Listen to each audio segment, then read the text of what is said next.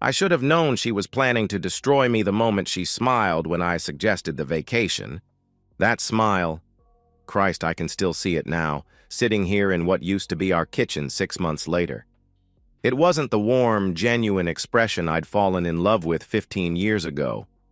This was different, calculated, like she'd been waiting for me to hand her exactly what she needed. But I'm getting ahead of myself. The real moment I should have known my marriage was over wasn't when I caught Jenna in that hotel room with Marcus Webb's hands all over her.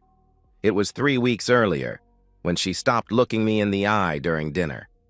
We were eating the chicken parmesan I'd made, one of the few dishes I could manage after 12-hour shifts at the construction site. I was telling her about the problems we'd had with the foundation pour that day, how the concrete truck broke down and cost us half a day's work. Normal conversation, the kind of thing married couples share.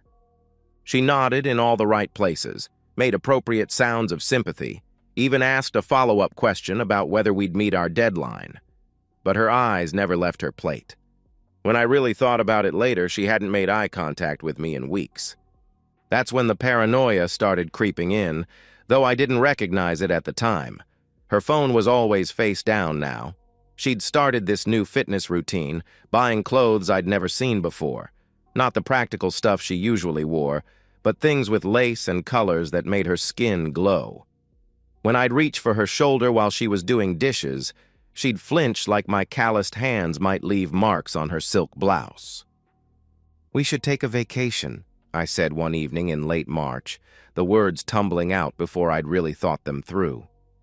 "Just the two of us. Get away from everything." That's when she gave me that smile. "Oh, David," she said, and for a split second, her eyes met mine with something that looked like pity. "That sounds wonderful."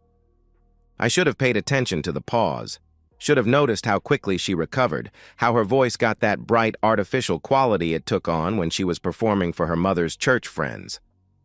"Where were you thinking?" she asked, already pulling out her phone. "That place up in Grand Lake, the resort with the cabin rentals." I'd been researching it for weeks, looking at pictures of couples holding hands by the water, imagining Jenna and me walking those trails like we used to when we were dating. "I've been working doubles for 2 months. We can afford it." "Perfect," she said, typing rapidly. Then she looked up, and I swear I saw calculation flash across her features before the performance resumed. "You know what? We should ask Lily to come with us." My stomach dropped. "Your sister? On our romantic getaway?" "Just for support. You know how I get anxious in new places." She was already texting, probably to Lily herself. "Besides, she's been so depressed since her separation. It would be good for her." Lily had been separated from her husband Rob for 6 months, though she seemed to spend more time out at bars than mourning her marriage. But Jenna had always been protective of her younger sister, and I'd learned to pick my battles. "Sure," I said, "if it'll make you happy." She beamed at me then, a real smile this time, or at least a better imitation of one. "You're the best husband in the world, David." 3 days later, I was packing for what I thought would be a chance to save my marriage. That's when I found the lingerie in her suitcase. Black lace, expensive, tags still on. I'd never seen her wear anything like it. In 15 years of marriage, Jenna's idea of sexy sleepwear was one of my old construction t-shirts. But here was evidence of a whole different person, someone who bought silk and lace and knew exactly how good she looked in it. Someone who just wasn't buying it for me.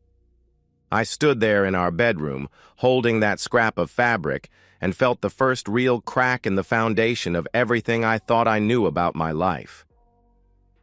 The drive to Grand Lake should have been peaceful. Spring in Colorado meant clear mountain air and valleys full of wildflowers, the kind of scenery that makes you remember why you chose to build a life here instead of chasing big city dreams. Instead, I spent 3 hours watching my wife and sister-in-law exchange glances in the rearview mirror. They thought they were being subtle, little looks when they thought I was focused on the road. Lily would catch Jenna's eye and raise an eyebrow, or Jenna would give her sister a tiny shake of the head.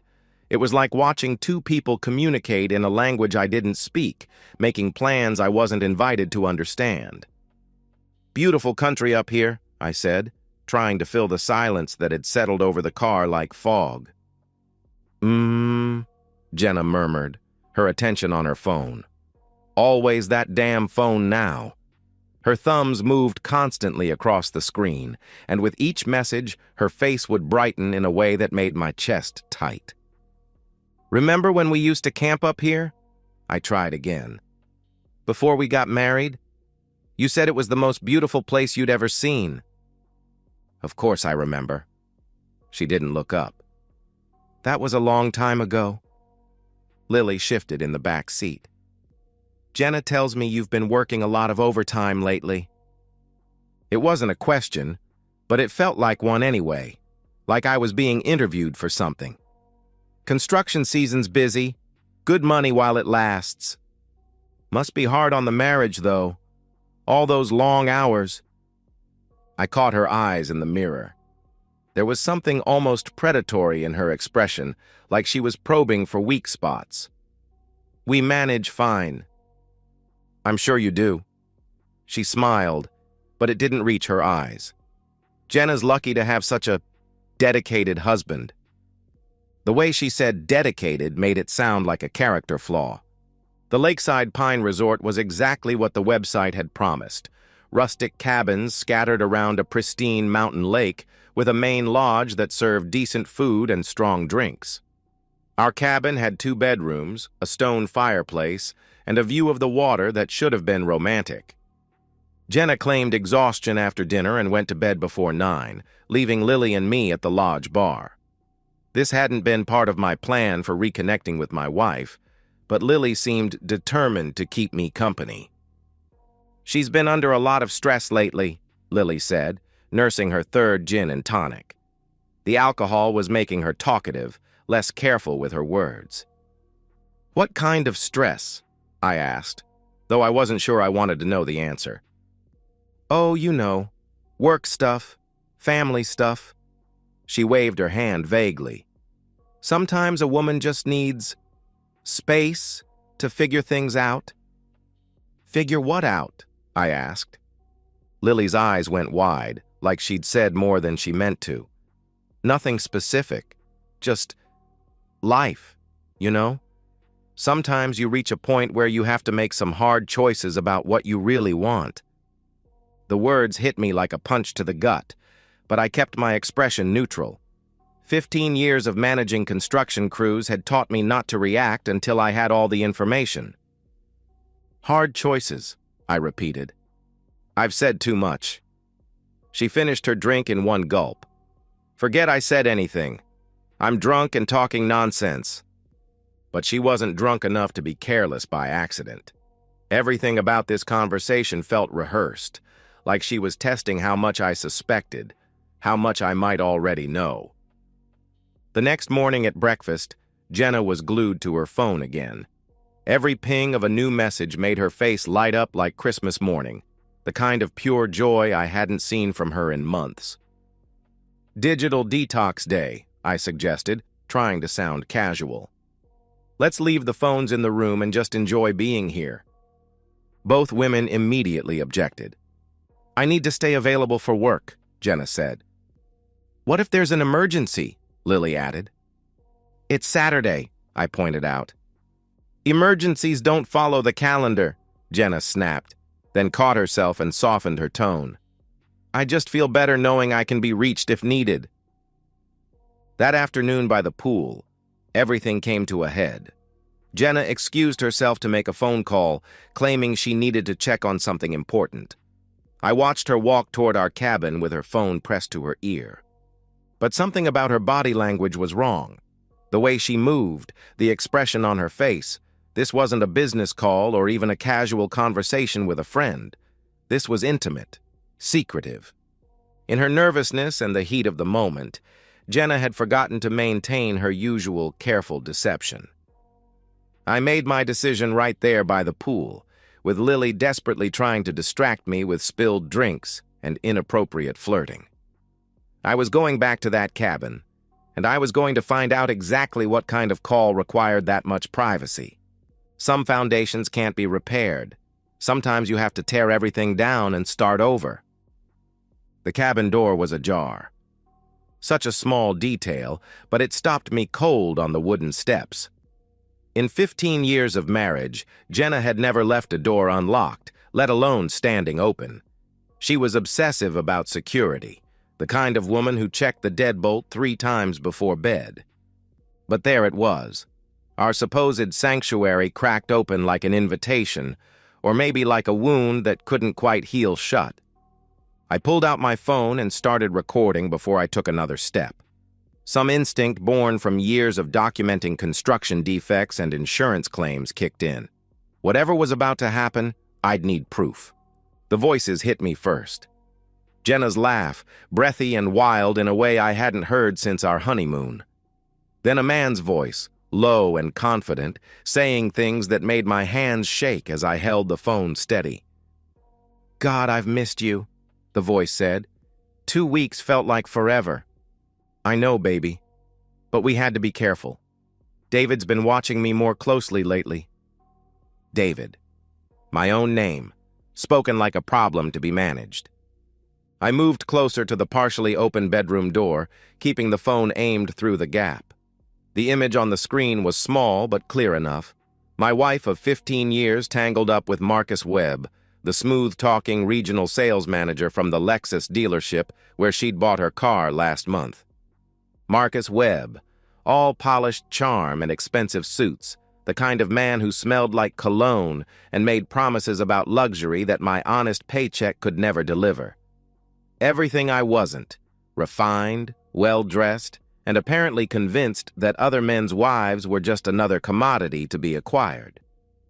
"When are you going to tell him?" Marcus asked, his hands moving through her hair like he owned her. "Soon," Jenna whispered. "I just need to get everything in place first. The accounts, the lawyer, all of it. He can't know until I'm ready." "You've been saying soon for months." "I know. But you don't understand David like I do. He seems harmless, but when he's angry..."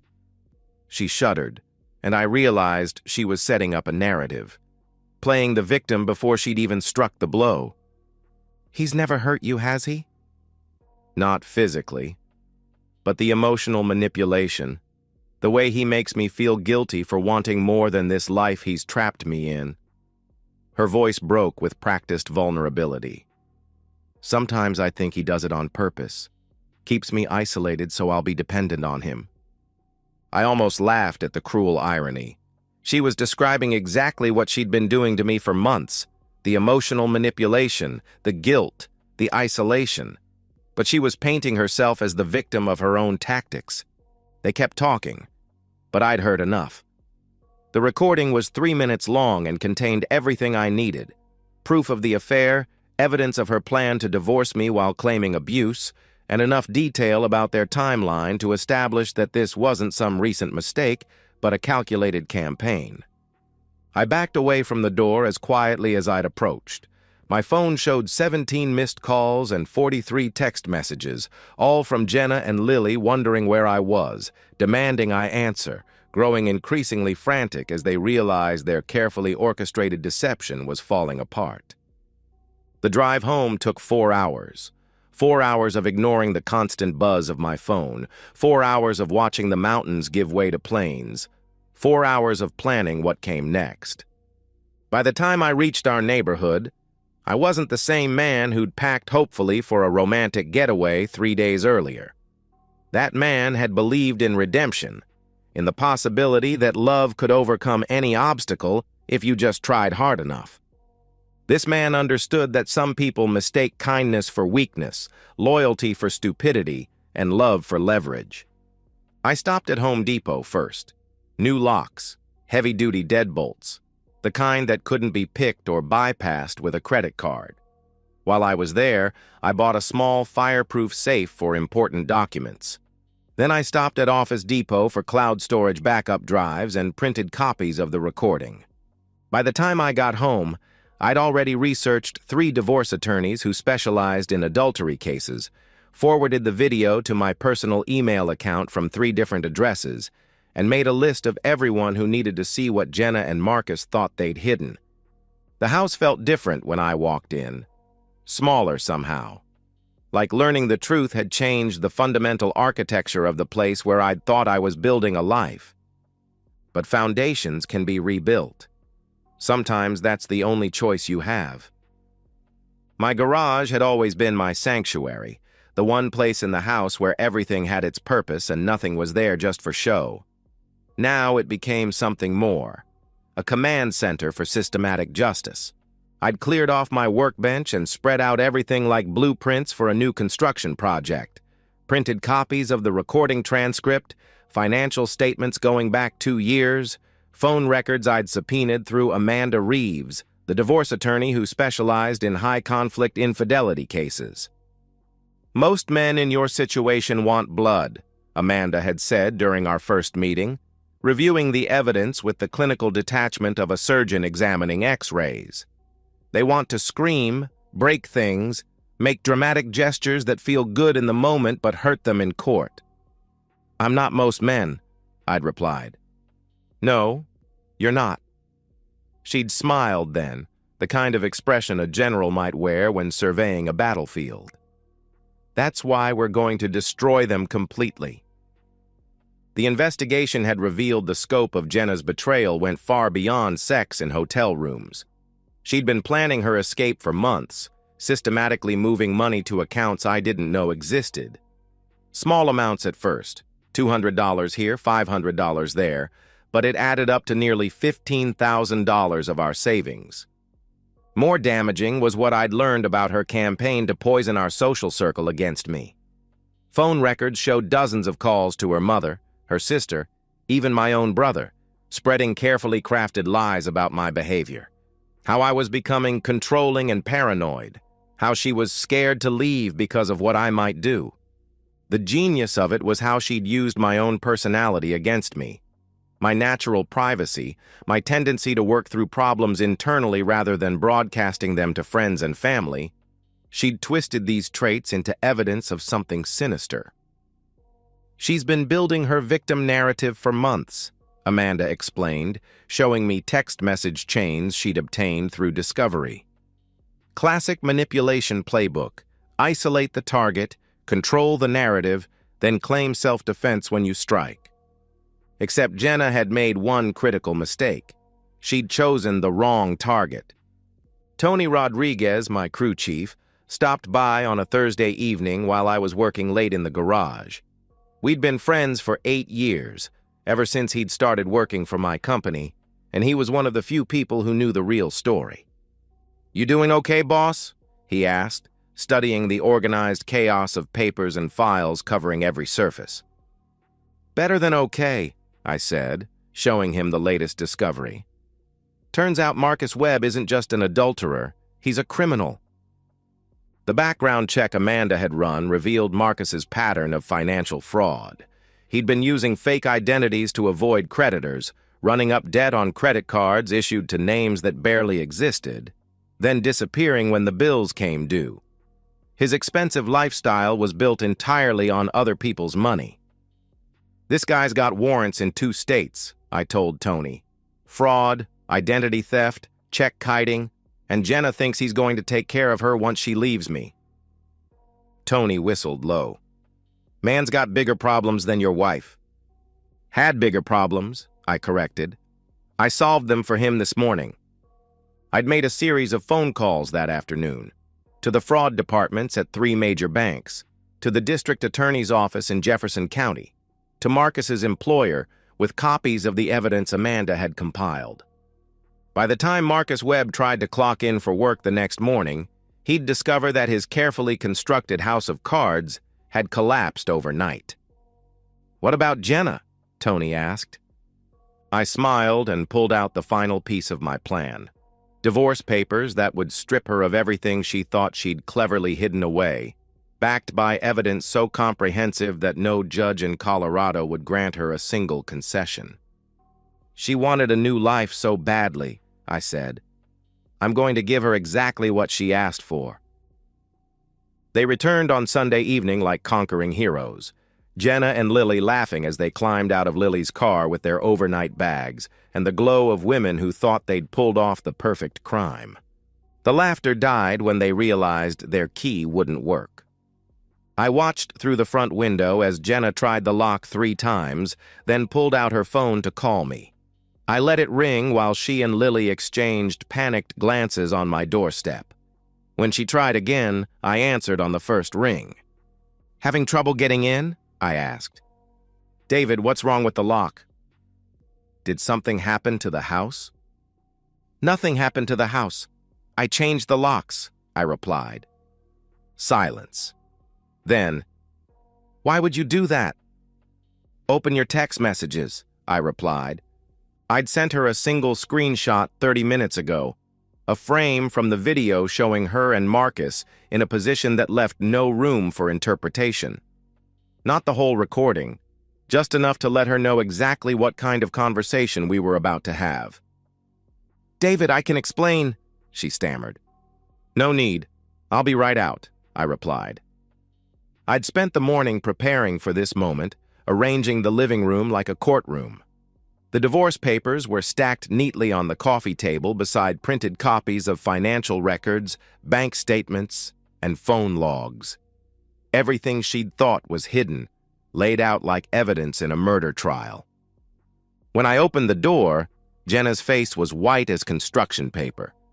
Lily stood behind her, no longer the confident accomplice who'd spent months helping orchestrate my humiliation. "Let's talk inside," I said, stepping aside to let them enter. Jenna moved like she was walking to her execution, which in a way, she was. Everything about her body language screamed guilt. The way she wouldn't meet my eyes, how her hands shook as she set down her purse, the careful distance she maintained from the coffee table where the evidence waited. "David, before you say anything—" "Sit down," I demanded. My voice carried the authority I used with construction crews when safety was on the line. No negotiation, no discussion, just compliance or consequences. She sat. "We need to discuss the divorce," I said, settling into the chair across from her like we were negotiating a business contract. "I've made this as simple as possible." The papers I handed her were comprehensive. No alimony, no claim to the house, no access to retirement accounts she'd never contributed to. Just a clean separation that would leave her with exactly what she'd brought to the marriage 15 years ago. Nothing.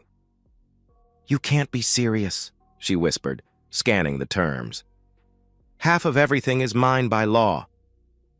"Read the next page," I replied. The adultery clause was beautifully written, thanks to Amanda's expertise. In Colorado, infidelity doesn't automatically void marital property rights, but it can be used to justify an unequal distribution when combined with financial misconduct. Jenna's secret accounts, her months of lies, her systematic campaign to destroy my reputation, all of it documented and ready for court. "There's no way you can prove any of this," Lily said, finally finding her voice. I pulled out my phone and pressed play. Jenna's voice filled the room, talking about getting everything in place while describing me as emotionally manipulative. Marcus's voice responding with intimate details about their affair. 3 minutes of crystal-clear evidence that would make any trial a formality. Jenna's face crumpled like a demolished building. "David, please. We can work this out. It was a mistake. It didn't mean anything."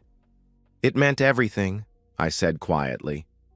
"It meant you've been planning to destroy me for months. It meant you've been poisoning everyone we know against me. It meant every day for the past year has been a lie." The front door opened before she could respond. I'd given a key to one more person who needed to hear this conversation. Jenna's mother, Carol, who'd spent 15 years treating me like a disappointing son-in-law who wasn't quite good enough for her precious daughter. Carol walked in prepared to defend Jenna, her mouth already open to deliver whatever lecture she'd rehearsed about my responsibilities as a husband. Instead, she heard her daughter's recorded voice describing how she'd manipulated our marriage while planning my destruction. The silence that followed was absolute. Carol looked at Jenna like she was seeing a stranger. How could you do this to him? To us? Mom, it's not what it sounds like. It's exactly what it sounds like. Carol's voice was hollow. I raised you better than this. 20 minutes later, they were gone. All of them. Even Lily had nothing to say as they loaded their shame into the car and drove away from the house where I'd thought we were building something permanent. I stood in my doorway and watched their taillights disappear, feeling lighter than I had in months. 6 months later, I stood on the foundation of a new house in Highlands Ranch, watching my crew prepare for the concrete pour. The October morning was crisp and clear, the kind of Colorado day that makes you grateful to be alive and working with your hands. Looks good, boss, Tony said, checking the forms one final time. This one's going to last forever. That's the plan. The foundation is everything in construction. Get it right, and the house will stand for generations. Cut corners, ignore the engineering, build on unstable ground, and eventually everything comes crashing down. It's a lesson that applies to more than just construction. Jenna's life had collapsed exactly as I'd predicted. The divorce was final within 3 months. She'd signed everything without contest once she realized fighting would only expose more of her lies to public scrutiny. Marcus Webb's legal troubles had multiplied exponentially. He was currently serving 18 months for financial fraud, and his wife had taken him for everything in their divorce. Lily's marriage hadn't survived the revelation of her role in the deception. Rob had filed for divorce as soon as he learned she'd been helping orchestrate affairs instead of working on her own relationship. The sisters were closer than ever now, bonded by mutual destruction and diminished prospects. I hadn't seen any of them since that final confrontation in my living room, though Jenna had tried to contact me twice. Once through a mutual friend, asking if we could talk things through like adults. Once directly, 3 weeks ago, with a text message that simply said, I was wrong about everything. Can we try again? My response had been brief. You wanted a vacation from our marriage. Enjoy the permanent one. The house was quiet now, peaceful in a way it hadn't been for years. I'd kept it exactly as it was, not from sentiment but from practicality. The mortgage was manageable on my income alone, the neighborhood was good, and I'd invested too much work in the renovations to walk away. Some evenings I sat on the deck I'd built by hand, drinking beer with Tony and the crew, talking about work and sports and everything except relationships. These men had stood by me when my marriage imploded, offering the kind of loyalty that can't be bought or manipulated. I built my life on solid foundations. She built hers on lies. Guess which one survived the earthquake? And so, we've reached the end of today's story. Was it what you expected, or did it take a twist you didn't see coming? I'm curious to hear your thoughts. Share them in the comments below, and let's get a conversation going. If this story kept you hooked, make sure to hit that like button. And if you're new here or just haven't subscribed yet, now's the perfect time to join our community. I bring you fresh, captivating stories every day, so click that subscribe button and turn on notifications so you never miss out. Thanks for watching, and I'll see you in the next one.